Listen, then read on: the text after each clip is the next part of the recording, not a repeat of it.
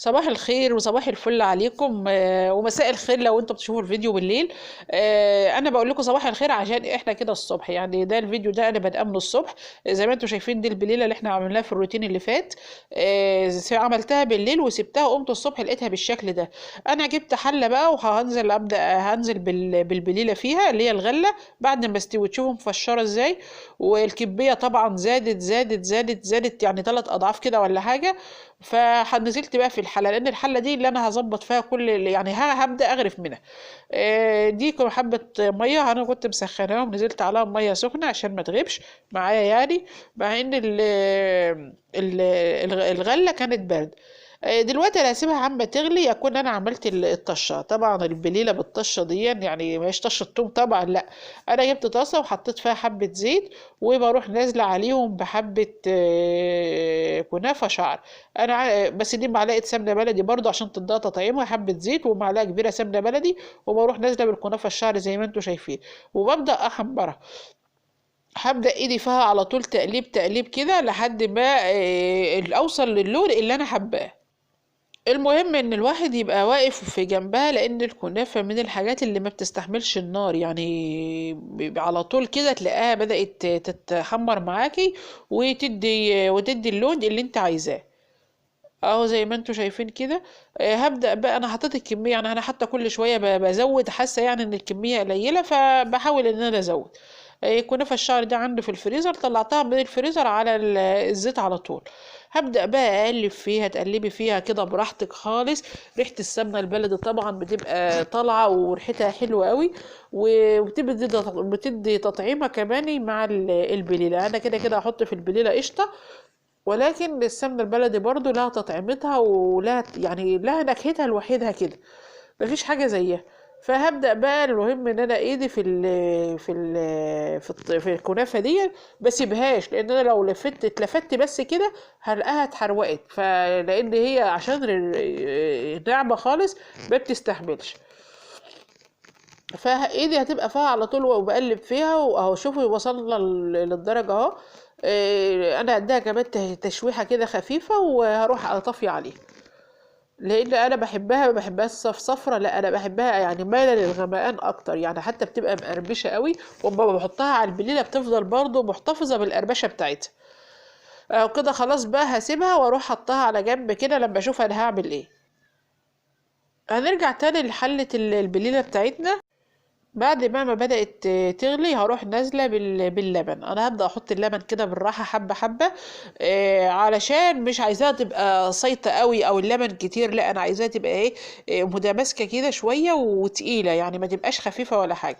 فهسيبها برضو تغلي، وبعدين هروح نازلة بقى بايه، بالسكر. برضو بحليها، لان انا الكمية دي اللي احنا هناكلها.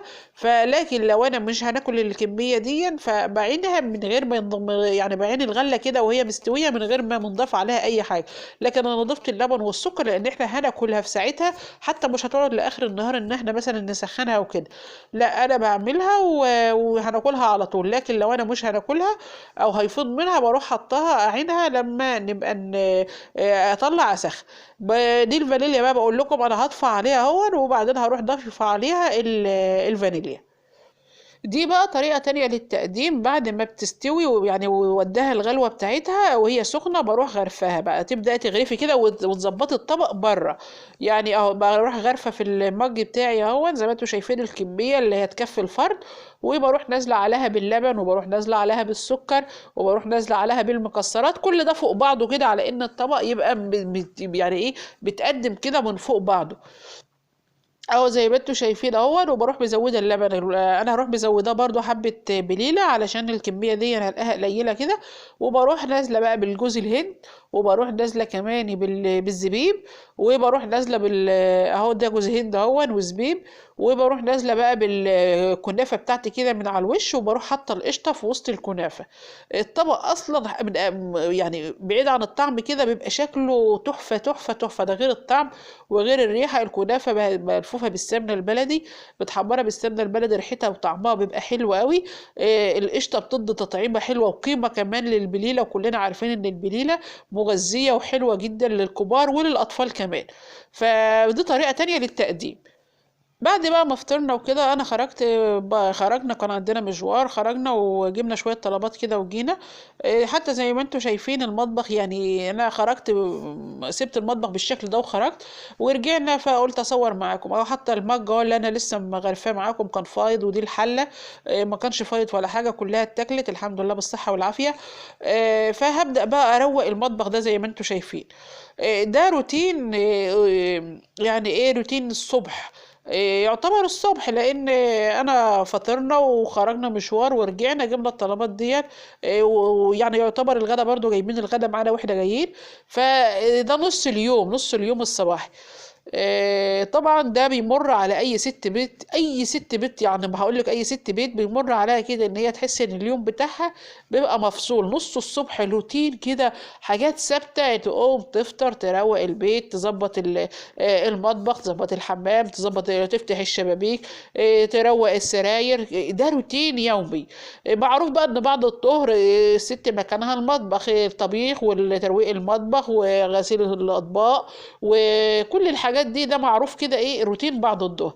والغدا الست تدخل المطبخ ما تخرجش الا لو كل حاجه جاهزه، غدا جاهز، مطبخ متروق وكده.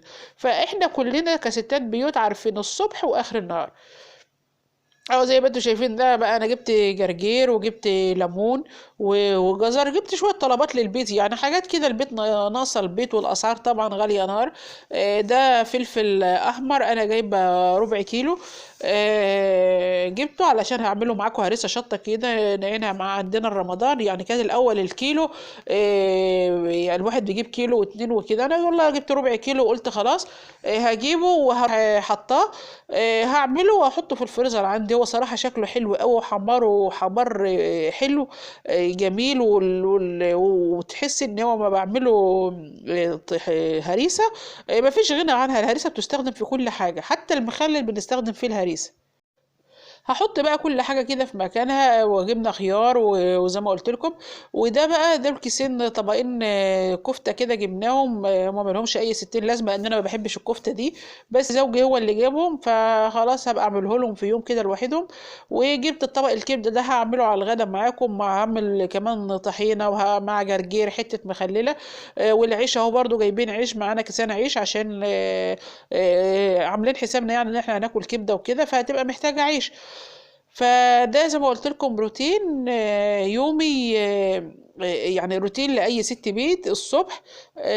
قدمته معاكم. انا بقى الوقت هروح بقى علشان اجهز الغدا، لان خلاص يعني ده وقت الغدا، فهنروح بقى نجهزه معاكم. هعمل معاكم الكبدة ونعمل مع بعض، وهتشوفوا انا هعمل ايه. اشوفكم في فيديو جديد ان شاء الله.